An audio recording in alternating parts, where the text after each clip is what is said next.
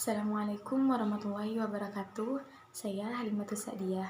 Di sini kita akan membahas tentang pengertian dan biografi singkat Khulafaur Rasyidin. Pertama-tama kita akan membahas pengertiannya terlebih dahulu. Khulafaur Rasyidin berasal dari dua kata, yaitu khulafa dan ar-rasyidin. Khulafa sendiri berasal dari jamak khalifah yang berarti pengganti, dan ar-rasyidin yang berarti mendapat petunjuk. Jadi, Khulafaur Rasyidin ini merupakan pengganti yang mendapatkan petunjuk. Dan Khulafaur Rasyidin ini juga mengganti para pemimpin yang menggantikan tugas-tugas Rasulullah sebagai kepala negara, kepala pemerintahan, dan pemimpin umat. Nah, adapun tugas kenabiannya tetap tidak bisa digantikan.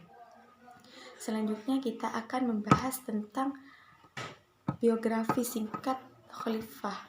Yang pertama, Abu Bakar As-Siddiq. Nama aslinya adalah Abdul Ka'bah. Kemudian Rasulullah menggantinya dengan nama Abdullah. Lengkapnya Abdullah bin Abi Quhafa At-Tamimi. Beliau terlahir dari pasangan Utsman bin Amir dan Ummu Khair bin Sakhir yang berasal dari suku Taim, suku yang melahirkan para tokoh-tokoh terhormat. Sejak kecil beliau terkenal dengan sifatnya yang jujur, lemah lembut dan sabar, sehingga saat usianya menginjak remaja, beliau telah bersahabat dengan Rasulullah SAW. Ia terkenal dengan julukan Abu Bakar dan As-Siddiq, yang merupakan gelar yang diberikan oleh para sahabat karena ia sangat mempercayai dan meyakini dan membenarkan segala hal tentang Rasulullah. Nah, Abu Bakar ini diangkat menjadi khalifah secara musyawarah antara kaum Ansor dan kaum Muhajirin di Safiqah Bani Sa'idah. Dan dalam masa kepemimpinannya, Khalifah Abu Bakar telah mencapai usaha dan prestasi yang sangat luar biasa. Dan yang kedua, Umar bin Khattab. Usia Umar 13 tahun lebih muda dari Rasulullah. Nah, sejak kecil ia sudah terkenal dengan sifatnya yang pemberani dan cerdas. Beliau tidak pernah takut menyatakan kebenaran di hadapan siapapun. Jadi tidak heran saat Umar bin Khattab memeluk Islam, barisan kaum muslimin ditakuti oleh orang-orang kafir Quraisy. Karena sebelum masuk Islam, ia paling berani menentang Islam. Namun setelah masuk Islam, ia sangat berani menghadapi musuh-musuh Islam. Sehingga terkenallah ia sebagai singa padang pasir yang sangat disegani. Karena kepribadiannya yang tegas dan sangat kuat dalam memperjuangkan kebenaran, masyarakat memberinya gelar Al-Faruq, yakni dengan tegas membedakan antara yang benar dan salah. Pada masa pemerintahannya, wilayah Islam semakin luas sampai ke Mesir, Irak, Syam, dan negeri-negeri Persia lainnya. Umarlah yang pertama kali membentuk badan kehakiman dan menyempurnakan pemerintahan. Juga meneruskan usaha Abu Bakar dalam membukukan Al-Quran. Beliau wafat pada usia 63 tahun. Memerintah selama 10 tahun 6 bulan. Ia wafat oleh tikaman pedang Abu Lu'lu'ah, seorang budak milik Al-Mughirah bin Syu'bah saat sholat subuh. Nah, yang ketiga adalah Utsman bin Affan. Beliau adalah seorang saudagar kaya raya dan seorang penulis wahyu yang terkenal. Usianya 5 tahun lebih muda dari Nabi Muhammad. Utsman dikenal sebagai orang yang pendiam dan berbudi pekerti yang terpuji. Ia banyak melakukan amal kebaikan sehingga ia mendapat gelar Ghaniyun Syakir, yakni orang kaya yang banyak bersyukur kepada Allah. Sekalipun ia sebagai orang yang kaya raya, namun ia tak segan-segan untuk ikut berperang dan tidak pernah menjaga jarak dengan orang yang dari kelas bawah.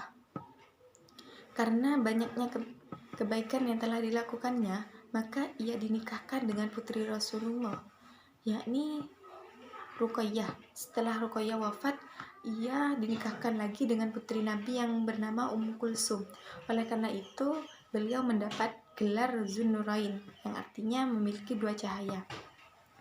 Nah, jasa-jasa Utsman bin Affan diantaranya ialah menyalin dan membukukan Al-Quran menjadi beberapa naskah, dan beliau menetapkan pelafalan bacaan Al-Quran menjadi seragam dan serentak. Tidak ada perbedaan karena karya besarnya sangat bermanfaat bagi umat Islam. Maka mushaf tersebut dinamakan Mushaf Utsmani sebagai penghargaan atas jasa beliau. Selain itu, beliau juga membentuk angkatan laut, memperluas wilayah Islam, terus merenovasi Masjid Nabawi, dan masih banyak lainnya. Nah, yang terakhir di sini adalah Ali bin Abi Thalib radhiyallahu anhu. Beliau dilahirkan di kota Mekah pada tanggal 12 Rajab tahun ke-30 setelah kelahiran Nabi Muhammad. Ibunya bernama Fatimah binti Asad. Ibunya memberi nama Al-Haidarah yang berarti singa. Kemudian ayahnya menggantinya dengan sebutan Ali. Beliau dibesarkan dan dididik sendiri oleh Nabi Muhammad. Ia masuk Islam setelah Siti Khadijah. Karena keberaniannya yang luar biasa, beliau mendapat gelar Singa Allah dan Karamallahu Wajhah. Beliau merupakan putra dari paman Nabi sekaligus sebagai menantu Nabi Muhammad. Ali bin Abi Thalib masuk Islam di usia yang sangat muda dan banyak membantu perjuangan Nabi. Setelah 6 hari dari wafatnya Utsman bin Affan, beliau diangkat menjadi khalifah pengganti perjuangan Utsman bin Affan. Beliau berjasa dalam mengganti penjabat-penjabat yang kurang cakap, membenahi keuangan negara, memajukan bidang ilmu bahasa, terus memajukan pembangunan, memadamkan pemberontak di kalangan umat Islam, dan lainnya.